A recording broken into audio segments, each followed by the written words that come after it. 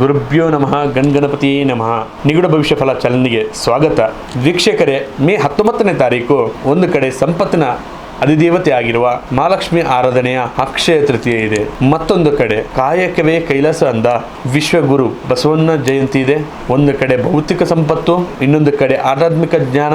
ಈ ಎರಡು ಮಹಾಶಕ್ತಿಗಳು ಒಂದಾದ ಈ ದಿನದಂದು ನಿಮ್ಮ ಮನೆಯಲ್ಲಿ ಸುಖ ಶಾಂತಿ ಅಭಿವೃದ್ಧಿ ನೆನೆಸಲು ನೀವು ಯಾವ ಕೆಲಸ ಮಾಡಬೇಕಂತ ಈ ವಿಡಿಯೋದಲ್ಲಿ ನಾನು ನಿಮಗೆ ತಿಳಿಸ್ಕೊಡ್ತಾ ಇದ್ದೀನಿ. ಈ ವಿಡಿಯೋನ ಲೈಕ್ ಮಾಡಿ, ಶೇರ್ ಮಾಡಿ, ಕಮೆಂಟ್ ಮಾಡಿ.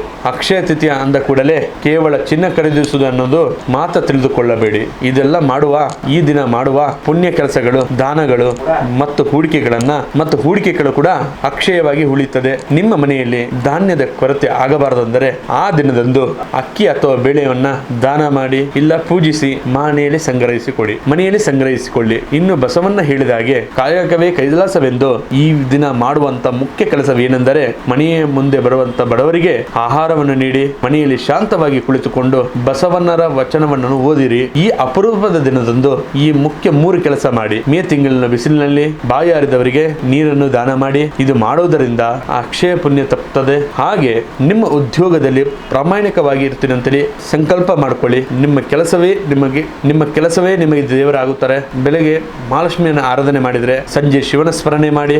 ವೀಕ್ಷಕರೇ, ಸಂಪತ್ತು ಮತ್ತು ಸಂಸ್ಕಾರ ಸೇರಿದ್ರೆ ಜೀವನ ಪೂರ್ಣವಾಗುತ್ತದೆ. ಮೇ 19ರಂದು ವಿಶೇಷದಂದು ಬಸವಣ್ಣ ತತ್ವ ಮತ್ತು ಲಕ್ಷ್ಮಿ ಅನುಗ್ರಹ ನಿಮಗಾಗಲಿ. ಈ ಮಾಹಿತಿ ಇಷ್ಟ ಆದರೆ ಈ ವಿಡಿಯೋ ಲೈಕ್ ಮಾಡಿ, ಶೇರ್ ಮಾಡಿ, ಕಮೆಂಟ್ ಮಾಡಿ. ಹಾಗೆ ನಿಮ್ಮ ಜೀವನದಲ್ಲಿ ಇಂಥದೇ ಸಮಸ್ಯೆಗಳಿದ್ರೂ ಕೂಡ ಈ ಕೂಡಲೇ ಡಿಸ್ಪ್ಲೇ ಕಾಣ್ತಕ್ಕಂಥ ನಂಬರ್ ಕರೆ ಮಾಡಿ ಪರಿಹಾರ ಪಡೆದುಕೊಳ್ಳಿ. ಧನ್ಯವಾದಗಳು.